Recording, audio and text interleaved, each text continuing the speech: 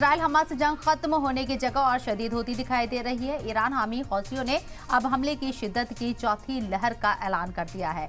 हौसियों का कहना है कि वो इसराइल के पोर्ट की तरफ जाने वाले शिप्स को निशाना बनाएगा। जो भी शिप उनके इलाकों से होकर गुजरेगा उस पर हमला किया जाएगा। हमास के ये कहने के बाद कि वो महीनों के तातुल के बाद मुस्बत सोच के साथ जंगबंदी के मुआहदे पर गौर कर रहा है। मिस्र के एक अफसर ने यह भी कहा है कि इस मामले में तरक्की हो रही है। हमास के रद्द अमल से ऐसा लगता है कि जल्द ही कोई मुआहिदा हो सकता है।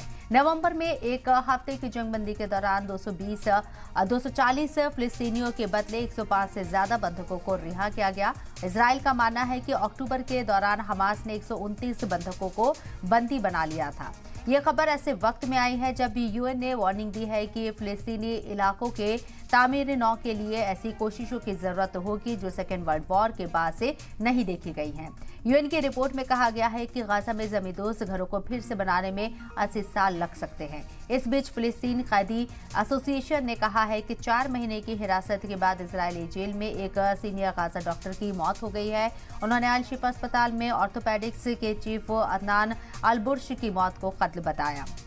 यूएन ने कहा है कि वो बर्श की मौत से फिक्रमंद है। हमास के मुताबिक 7 अक्टूबर से अब तक गाजा में 496 से ज्यादा मेडिकल मुलाजिम मारे गए हैं, जबकि 1500 जख्मी हुए हैं। और हमारे साथ ग्रुप कैप्टन यूके देवनाथ साहब, इंटरनेशनल अफेयर्स एक्सपर्ट मौजूद हैं इस चर्चा में। इस्तकबाल सर आपका सलाम टीवी में। हौसी एक बार फिर से जंग का महाज खोलते हुए नजर आ रहे। चौथी लहर में और ज्यादा शदीद तरीके से हमले किए जाएंगे, इस बात का ऐलान किया गया है। जो जंगबंदी की कोशिशें हो रही हैं उसको कितना बड़ा धचका लग सकता है?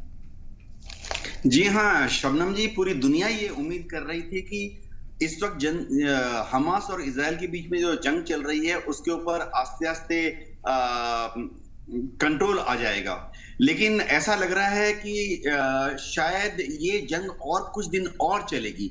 फिलहाल हमास के और इजराइल के जो नुमाइंदे हैं, उनके जो रिप्रेजेंटेटिव्स हैं, वो मिस्र के काहिरा में मिल रहे हैं। आज और कल मीटिंग चल रही है और सीआई, इस बार खास बात है कि सीआईए के जो डायरेक्टर हैं विलियम बर्न्स, वो वहां खुद पर्सनली पहुंचे हुए हैं मोसाद से बात करने के लिए और हमास के जो लीडर हैं उनसे बात करने के लिए।